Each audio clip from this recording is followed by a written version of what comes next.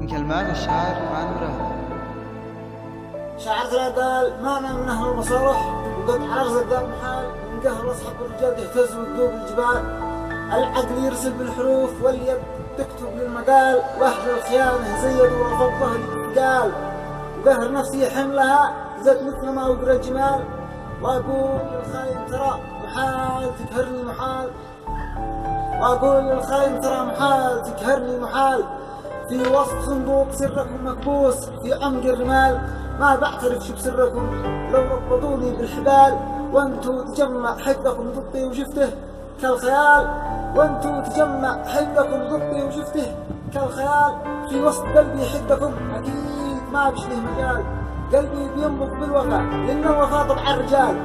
قوس الخيانة قوسكم قد صاب ظهري بالنبال، لأن الغدر هو طبعكم وما قولنا عنكم رجال. لا وفق الله الرجال اللي تدوس على الرجال. قلت يا شاعر ترى اقنع برزقك بالحلال، واطلب من اهل المصلحه ويطبعهم دهر الرجال. سهم الوفا سهمي انا وافخر بقوسي والنبال، سهم الوفا سهمي انا وافخر بقوسي والنبال.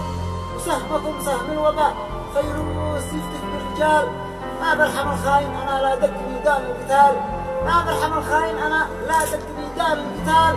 ومن تحدى قوتي خاسر وكم امره وبال، فقوة الايمان بقلبي وقوة الله ذي الجلال. شنزع تقدكم من فؤادي ومضت بربي ذو الكمال. والختم صلينا على طه الذي حاز الجمال، والختم صلينا على طه النبي خير الرجال.